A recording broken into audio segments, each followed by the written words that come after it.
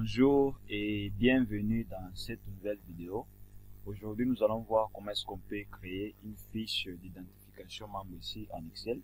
Une fiche tout simplement qui permet d'identifier un membre si il appartient par exemple à une communauté, s'il appartient par exemple à, je sais pas, un parti politique, à une ONG, voulais-je dire. Donc, nous allons un peu voir comment est-ce qu'on peut arriver à faire tout ça ici en Excel. Vu que vous ne puissiez pas avoir du travail chaque fois à taper au stylo, à écrire au stylo. Donc, vous allez voir que vous aurez peut-être seulement à faire une signature, par exemple ici en bas, vous aurez tout simplement faire une signature, hein, tout simplement. Mais le reste ici, ce sera automatisé. Donc, voilà un peu. Donc, nous allons du principe où lorsque nous avons une liste ici, par exemple ici, nous avons toute une liste de membres. Donc, lorsqu'il y a un membre qui vient adhérer, nous allons tout simplement l'ajouter ici dans la base de données. Et lorsque, par exemple, nous voulons confirmer qu'il est membre de notre communauté, de notre parti politique, ou de notre ONG. Donc, nous avons besoin tout simplement d'une fiche d'identification qui sera certifiée avec une signature ici en bas, comme vous voyez ici. Donc, le secrétaire et le président, ils vont tout simplement signer. Donc, ça sera un peu ça. Et lorsque vous avez, par exemple, les membres que vous voulez, vous pouvez imprimer, donc la fiche ici, vous pouvez l'imprimer et, je sais pas, donner ça à quelqu'un qui peut, par exemple, voyager pour confirmer qu'il appartient à la communauté. Donc, vous pouvez faire autant de choses grâce à cette fiche d'identification pour éviter qu'il y ait des infiltrés. En quelque sorte, c'est ça. Donc, ça sera lorsque nous sélectionnons un membre ici, et bien nous affiche toutes les informations possibles, ici dans la base de données. Et vous allez voir que c'est selon l'ordre alphabétique, hein. Les noms sont placés selon l'ordre alphabétique. Lorsque je choisis un nom ici, on m'affiche les informations qui sont vraiment dans la base de données. Donc, lorsque je prends par exemple ici Aristote, vous allez voir, tu viens de changer la date de naissance, les types de membres, le numéro de téléphone. Si je prends par exemple un autre ici, prenons par exemple Crispin, donc vous voyez, ça change ici, toutes les informations changent automatiquement. Je peux également, par exemple, je peux prendre le prénom Julie, donc vous voyez, et ici j'ai utilisé tout simplement la mise en forme dans les types de membres lorsqu'il s'agit d'un type de membre bien défini. Donc là, on nous donne une couleur bien définie aussi. Donc s'il s'agit d'un autre type de membre, on nous donne encore quoi? On nous donne la couleur qui correspond donc au type de membre. Par exemple, si je prends le nom ici des fidèles, donc vous voyez, ça change en fonction de ce que vous êtes en train de prendre comme information. Et j'ai utilisé tout simplement la fonction recherche V. Donc, je vous conseille vraiment d'utiliser souvent cette fonction. Ça va vous éviter à trop utiliser la fonction si plusieurs fois dans votre formule. Avec ça, c'est beaucoup plus facile. Hein, c'est beaucoup plus facile. Donc, l'élément de base, c'est les noms que nous sélectionnons. Et lorsque nous sélectionnons les noms ici, il affiche tout simplement les informations qui correspondent. Et également ici, lorsque nous choisissons un nom, eh bien, ça change tout simplement ici. Donc, prenons par exemple où je prends Hortense. Vous voyez, les noms changent ici automatiquement au Médon. Et Hortense est confirmé comme étant membre simple, patati patata, ainsi de suite. Donc ici, j'ai utilisé tout simplement une petite formule.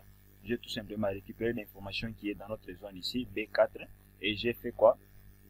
J'ai, comment dire, j'ai affecté donc un espace ici, un espace, et l'information qui est dans B4, c'est le nom qu'il prend ici. C'est pourquoi vous voyez quand il affiche là, il affiche les noms. Quand on change les noms, lui également, il change ici les noms. Parce que j'ai déjà pris la cellule B4 là où il y a les noms. Et là, j'ai essayé tout simplement d'affecter un espace pour espacer bien sûr les histoires. J'ai également affecté quoi? Et confirmé comme étant patati patata. Comme c'est un texte, j'ai mis ça entre guillemets. Et quand je fais tout simplement entrer, et bien vous allez voir que ça va faire quoi? Ça va tout simplement afficher les informations qu'il faudra. Donc c'est un peu ça, ce qui est vraiment important. Donc il ne faut pas oublier. Donc c'est un peu ça. Voilà. Et au-delà de ça, pour que je puisse arriver à afficher toutes ces informations, j'ai tout simplement, comme je l'ai déjà dit, j'ai utilisé la fonction recherche V que vous pouvez voir ici. Donc je fais tout simplement qu'il puisse me rechercher.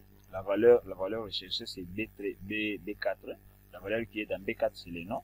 Et qu'il puisse chercher dans la listing qui est ici, la liste qui est là. Et j'ai pris tout simplement la table de matrice. Hein. La table de matrice commence de B2 jusqu'à G, plutôt jusqu'à J49. Donc la liste qui est dans notre feuille qui est ici, listing.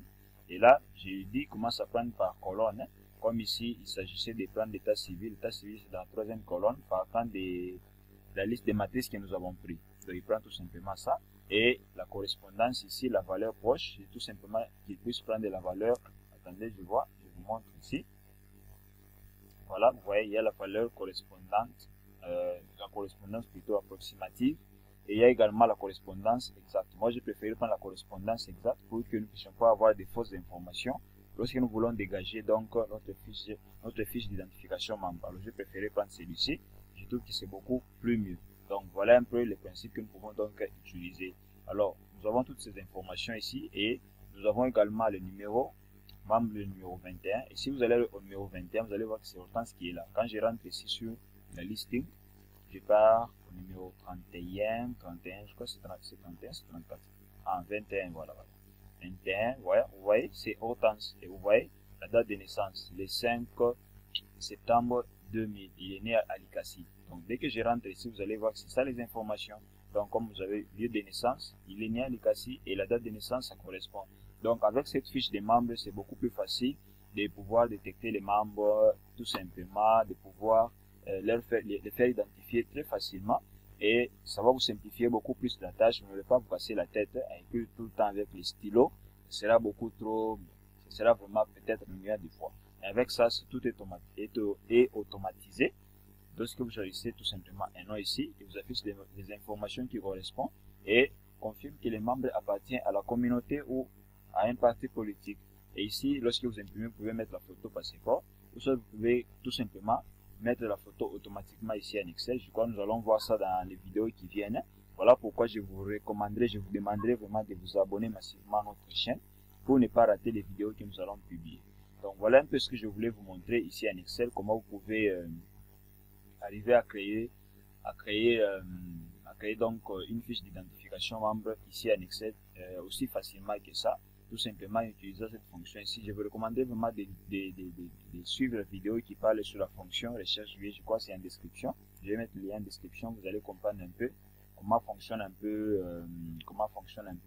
la fonction recherche V. Aujourd'hui c'était juste en passant et je crois que ça va beaucoup vous aider. Alors on se dit ciao pour la prochaine vidéo.